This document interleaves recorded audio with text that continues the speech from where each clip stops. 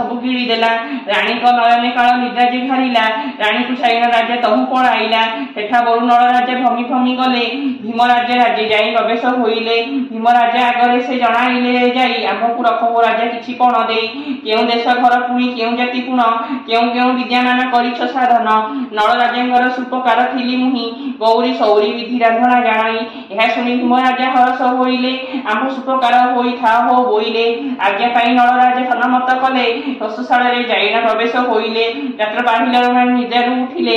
राजा देखि राणी डाक चारी देले। राजा गुण पाई राणी कांदी कांदी गले। छन छन होई से स्थानरू चढ़ी गले। बाटे बाटे से पचारि पचारि ना गले। देवा कही भाद्र मास शुक्लपक्ष दशमी गुरुवार श्री सुदशा व्रत गोटी पड़े से दिनर पाट ज्योतिष जाइना राजा को कहला काली सुदशा व्रत पड़ुछि बोइला।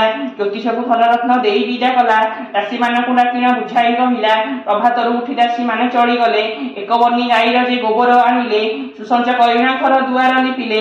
नदी रे स्नान करिना घर को आसिले। तंदुळ बाटुला झुटी जय जगन्नाथ सांग माने आज थिला सुदशा व्रत। सुदशा व्रत प्रति घर ओडिया घरर गोटे पारंपरिक पर्व। तो से ब्रेकफास्ट मोर आज थिला मंडा पिठा कदली आउ छेना नड़िया गुड़र मिश्रण। मो माँ बसिक आगे खाऊँ तो मुझे सहित यह ही मोर ब्रेकफास्ट।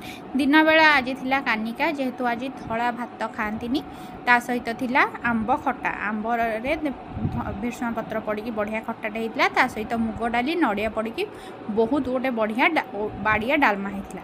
ता सहित କିଛି आंब थिला जहाँकि पर आसीथिला। राति रे थिला आज मोर सागु खीरी अल्प चीनी पड़ी सागु खीरी होता। माँ होता कि माँ सहित मुझे खाई आ मेंचे आंब काटिकी नहीं तो एतक खाई डिनर शेष करी। धन्यवाद।